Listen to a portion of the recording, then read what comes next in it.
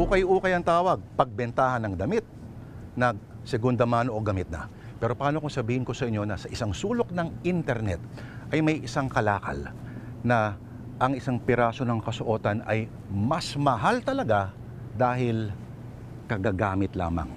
Literal na kagagamit lang. Ang binabanggit ko ay hindi kamiseta, hindi pantalon, hindi jacket o naman, kundi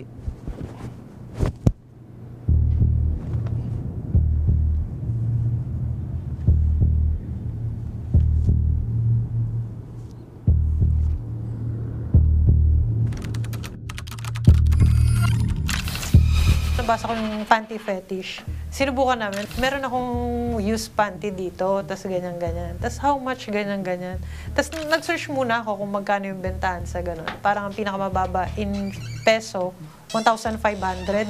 okay. So, binenta ko siya ng 2,500. Tas nagulat ako, binili talaga. Tinatanong muna nila yung anong size ko. Una namimili silang panty. Ano-ano mga panting design na meron ka, ganyan-ganyan. Pag nakapili sila, ipapasukat nila sa'yo. Pinipicturean ko yung katawan ko, half body, tsaka yung sinukat yung panty. Anong klaseng underwear yun if you may describe? May preferred sila, usually ang hinahanap tong bikini. Minsan regular panty lang, or kaya silk, tsaka lace, yan yung mga So dapat sila. everyday bago yung underwear mo? Hindi naman po, may mga preference kasi sila, mas gusto nila yung dirty or mas longer yung suot mo. May kinikwento ba sila sa'yo kung ano yung ginagawa nila with the merchandise once na nasa possession na nila? Usually inaamoy. Yung iba tinatago, remembrance. So, minsan ba kailangan mong hindi maligo para may maiwan na trace?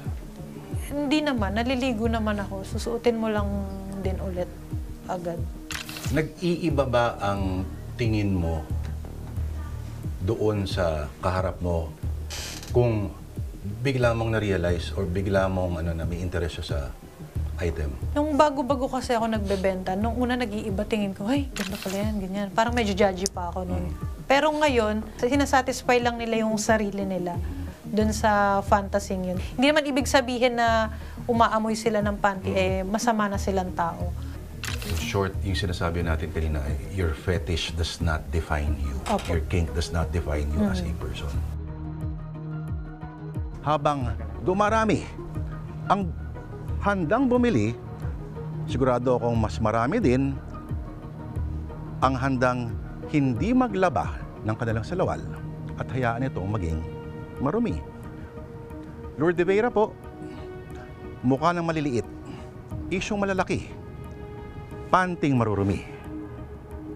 Dokumentado. Mga kapatid, Jig Manikad po, pagdating sa mahalagang balita sa loob at labas ng bansa, dapat una sa lahat, mag-follow at mag-subscribe na sa social media pages ng News 5.